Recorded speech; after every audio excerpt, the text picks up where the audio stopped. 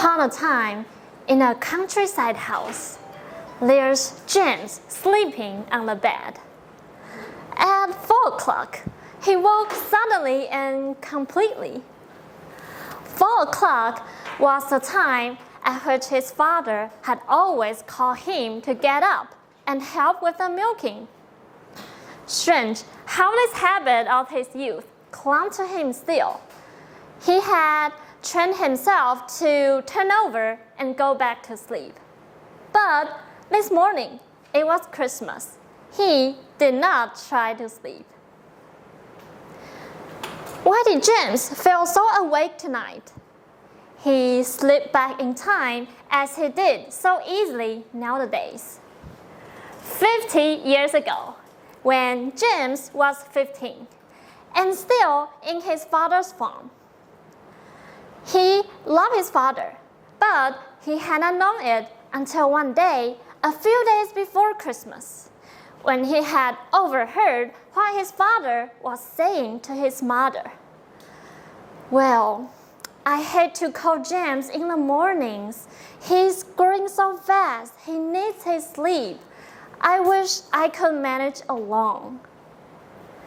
When James heard these words, something in him spoke. Oh, my father loved me. James had never thought of that before, taking for granted the tide of their blood. Neither his father nor his mother talked about loving their children. They had no time for such things. There is always so much to do in the farm. Just then, on the night before Christmas, that year when James was 15, he lay on the bed, thinking about the next day. He wished he had a better present for his father. Then, a thought struck him that why not get up earlier than 4 o'clock, and creep into the farm and get all the milking done. It will be a surprise for Dad. He laughed to himself as he gazed upon the stars. I mustn't sleep too sound. James must have waked 20 times to look at his old watch. Midnight. 1. When it's 2:45, he got up and put on his clothes. He crept downstairs and be careful of the creaky board and let himself out. The cows looked at them, sleepy and surprised. It was early for them too. James had never milked all alone before, but it seems almost easy. He kept thinking about his father's surprise. His father would go to the barn to look for the 2 big milk cans, but they wouldn't be empty. They would be standing in the barn, filled. He could even hear his father exclaiming, "Oh, holy cows!"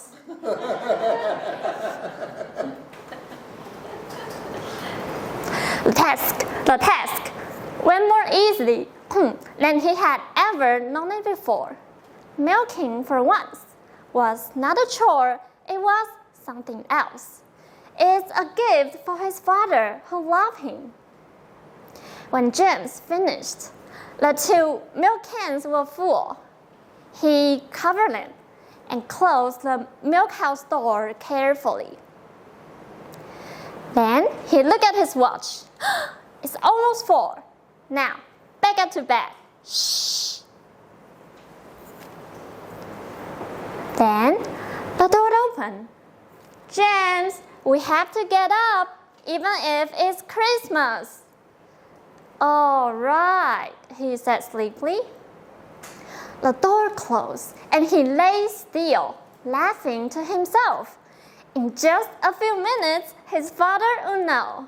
His dancing heart was ready to jump out from the body. The minutes were endless.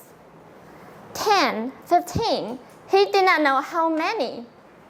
Then he heard his father's footsteps again. James!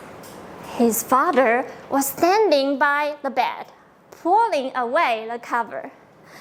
"Oh, it's for Christmas, Dad." He found his father and gave him a big hug. He also felt his father's arms go around him. "Son, I thank you. Nobody ever did a nicer thing. Dad, I just want you to know I do want to be good." James didn't know what to say. His heart was bursting with love. "Son, I thank you. Nobody ever did a nicer thing. It's the best Christmas gift I've ever had, and I will remember it, son, every year on Christmas morning so long as I live." They have both remembered it, and now that his father was dead, he remembered it alone.